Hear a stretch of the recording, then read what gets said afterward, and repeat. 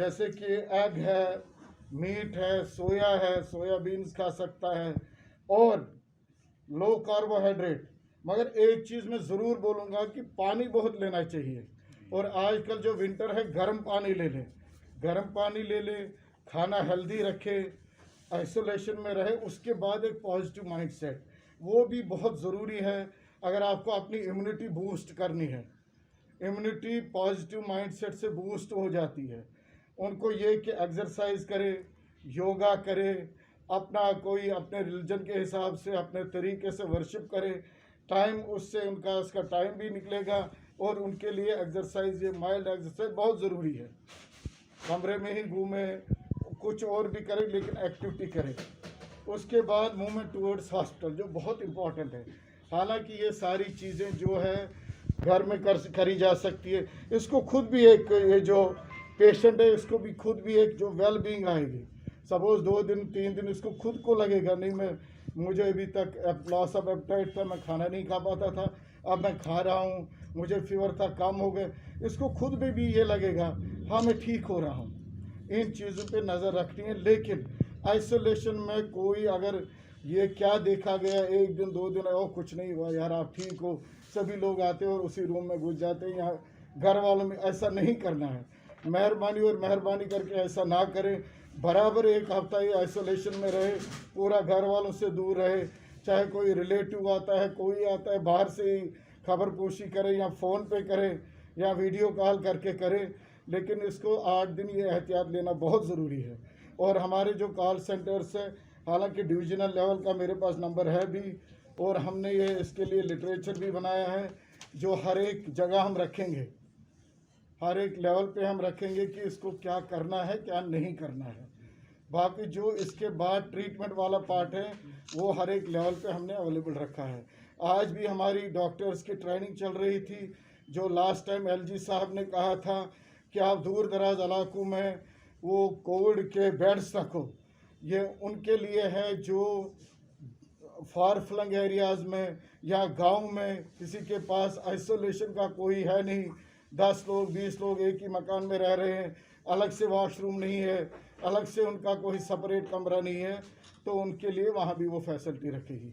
और उसका आज हमारे ट्रेनिंग ऑफ ट्रेनर चल रही थी जिसमें ये जाके डिस्ट्रिक्ट्स में, हालांकि लास्ट टाइम भी हमने ये किया, उधर आंगनवाड़ी वर्कर हो या कोई हेल्थ वर्कर हो या कोई, ये बहुत ही एक इम्पॉर्टेंट मौजू है। एक इम्पॉर्टेंट चीज़ हमने लोगों को बतानी है क्योंकि ये जो 3rd वेव का सिलसिला अब स्टार्ट हो गया, आप सभी लोगों को पता है।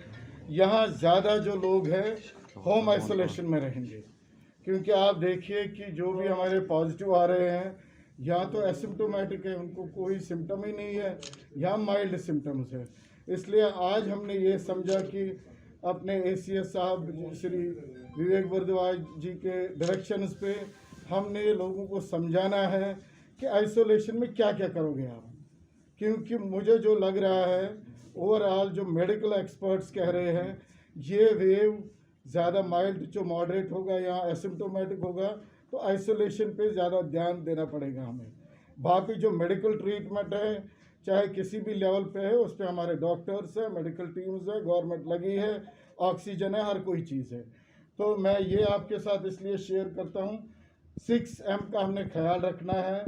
Mixing, monitoring, medicine, meals, mindset and activity, movement towards hospital. ये जो एक्सपर्ट्स ने डिवाइस किया है कि अगर कोई घर में रहेगा तो कैसे रहेगा। जो ही कोई पॉजिटिव, चाहे उसको सिम्टम होंगे या नहीं होंगे, तो आइसोलेशन में जाना है। अगर घर में जगह है, वेल वेंटिलेटेड होना चाहिए, आयरी रूम होना चाहिए, अगर वॉशरूम अटैच हो तो वो ज़्यादा अच्छा है। तो यानी कि उनको अपने को आइसोलेट करना है और ख़ासकर they have to stay away from elderly. घर में कोई बुज़ुर्ग है उससे भी दूर रहना है, किसी को कोमॉर्बिडिटी है उससे दूर रहना है, प्रेग्नेंट कोई लेडी है उससे दूर रहना है, बच्चों से दूर रहना है, सबसे दूर रहना है। उसके बाद आइसोलेशन के बाद जो और एक इम्पॉर्टेंट चीज़ है वो है मॉनिटरिंग। यानी कि अगर एक पॉजिटिव केस निकला, ये अपने आप को कहाँ रखेगा, कैसे रखेगा, क्या करेगा। मॉनिटरिंग में टेम्परेचर आता है ये देखना है कहीं फीवर तो नहीं है, दिन में 3-4 बारी वो फीवर चेक कर सकता है, उसको वाइटल्स मॉनिटर करने हैं और कुछ और चीज़ें देखनी है। जो सिम्टम्स अगर किसी को खांसी नहीं है, खांसी लगे, ज़्यादा परसिस्टेंट कफ होगा या ब्रेथलेसनेस लगे, उस टाइम कंसर्न है। अदरवाइज जब तक ये एसिम्टोमेटिक है, माइल्ड सिम्टम्स है, टेम्परेचर भी उसका अगर हायर लेवल पे होगा ही लेकिन बहुत ज़्यादा नहीं है और बहुत दिन नहीं रहेगा, उसके लिए वो पैरासिटामॉल ले सकता है, मेडिसिन ले सकता है। और हमारे हर एक डिस्ट्रिक्ट लेवल पे, इवन डिविजनल लेवल पे भी कॉल सेंटर से अपने डॉक्टर है क्या नहीं करना है। बाकी जो इसके बाद ट्रीटमेंट वाला पार्ट है वो हर एक लेवल पे हमने अवेलेबल रखा है। आज भी हमारी डॉक्टर्स की ट्रेनिंग चल रही थी, जो लास्ट टाइम एलजी साहब ने कहा था कि आप दूर दराज इलाकों में वो कोविड के बेड्स रखो, ये उनके लिए है जो फार फ्लंग एरियाज़ में या गांव में किसी के पास आइसोलेशन का कोई है नहीं, 10 लोग 20 लोग एक ही मकान में रह रहे हैं, अलग से वॉशरूम नहीं है, अलग से उनका कोई सेपरेट कमरा नहीं है, तो उनके लिए वहाँ भी वो फैसिलिटी रखेगी।